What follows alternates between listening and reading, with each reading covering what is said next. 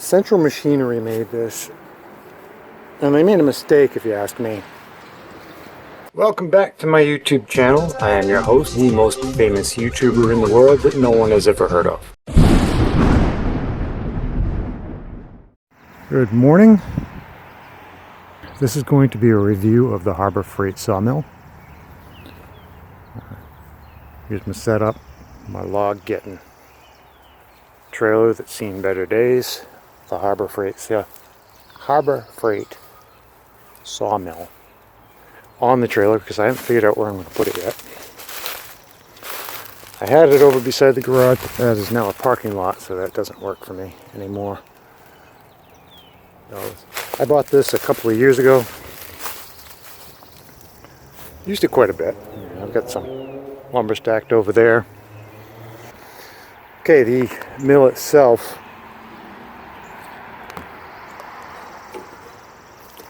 Basically a bandsaw laid on its side with a gasoline engine. Water bottle comes with a cap. I lost the cap. I've taken the bar off. It normally goes up here because in order to get the height that I needed, this piece right here needs to come up a little bit higher to get to the top of the biggest log. So that's one modification we've done. Little cleat made out of wood, those are indispensable. Alright, let's start with the blade change. In order to change the blade, we gotta raise it, which is done with this crank. And way easy to do when I'm not holding the camera. So let me get the blade up and we'll go from there. Looks like I need to throw a little PB blaster on this thing. It's stuck.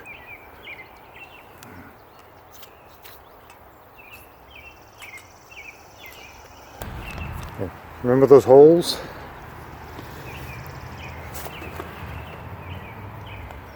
That's why I had to take the handle off. I did have a little bit of problem with this clutch, but it seems to have fixed itself.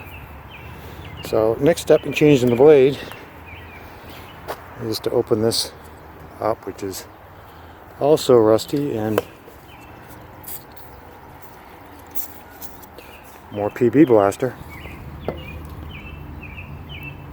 So undo this, this swings out, that one swings that way. Then we'll get a look at the blade. That's our first look at the blade. I did add some sound insulation to the panels. I don't think it did anything at all. It is still noisy. We got the tires, these big cast iron wheels. And then we're gonna have to get this blade out, so we need to turn this handle. It might require loosening this up, I don't remember off the top of my head, but if we turn this, maybe. Number one, before you try to change this blade, put something on your hands. This stuff is brutal. And the other thing is, you might want to chalk the carrier if you're not quite level. Never ever quiet here.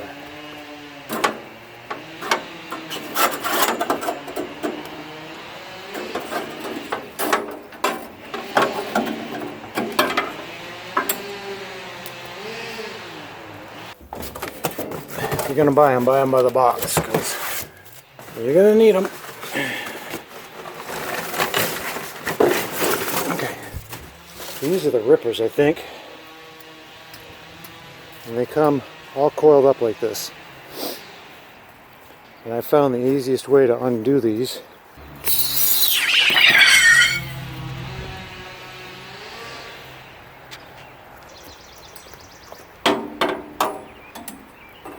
get it in the ballpark. Enjoy the serenade.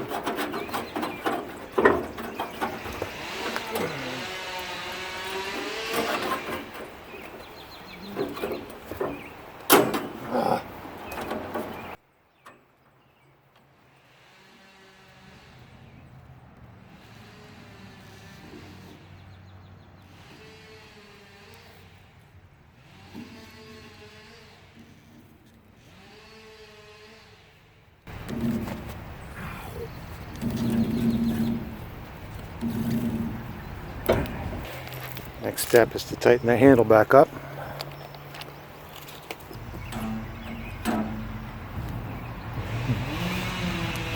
The damn chainsaw.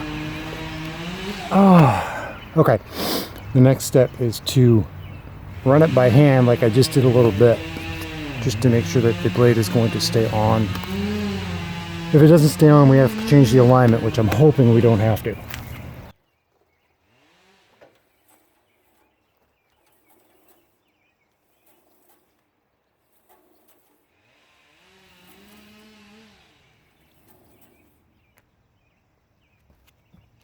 What you want to check here is you want to check, make sure the teeth are off. That will push back,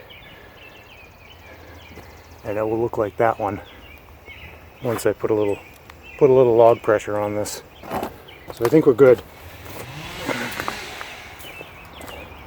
Aside from the noise, we're good.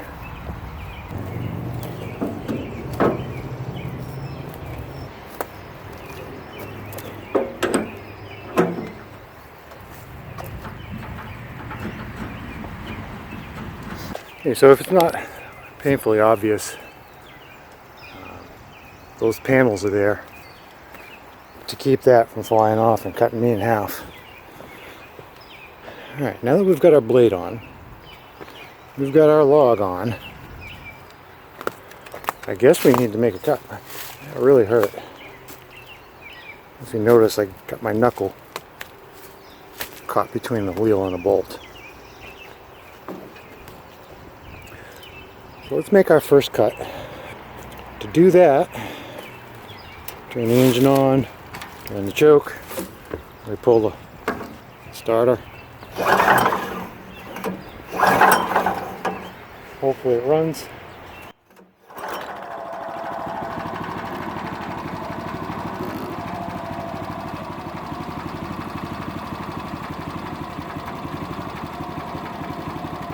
Let it warm up a little bit.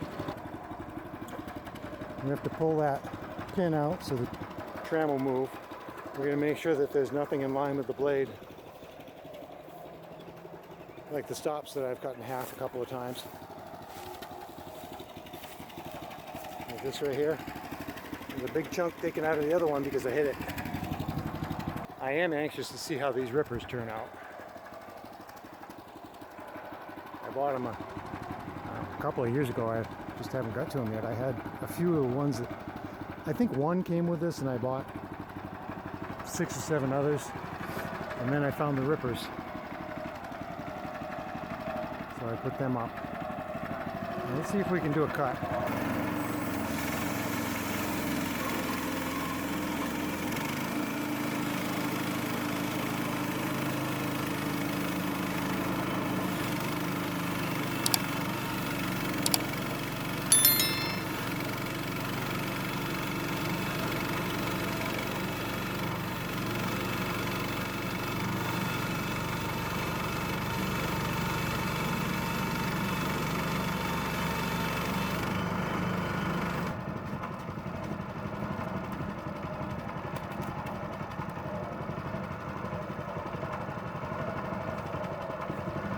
I'm pretty impressed with that blade.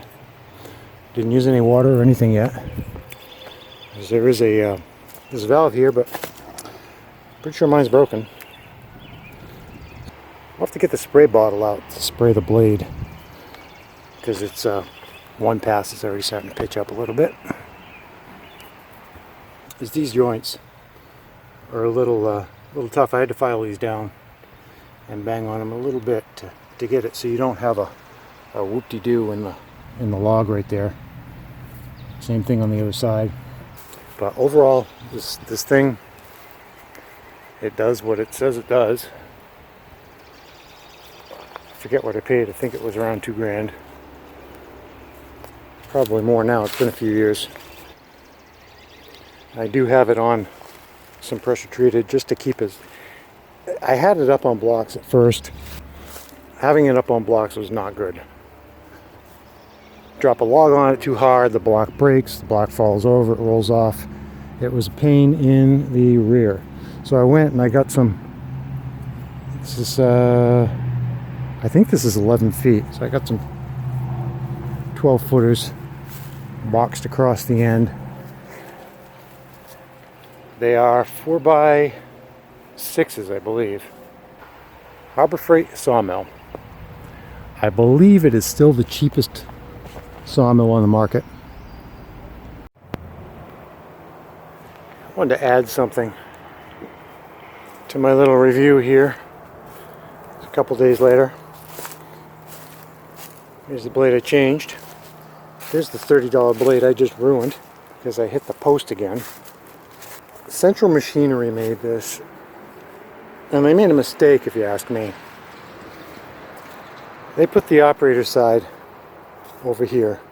Like I said, this bar is supposed to be up here, and I have it tied down here so I can go higher and really max it out. But they put the operator on this side. Now, when you're on that side and you're pushing, you can't see these. And I just ran into that. You see that long one in there? It comes with two different sizes, short ones and long ones. I just ran into that long one again because it's on this side and I didn't see it.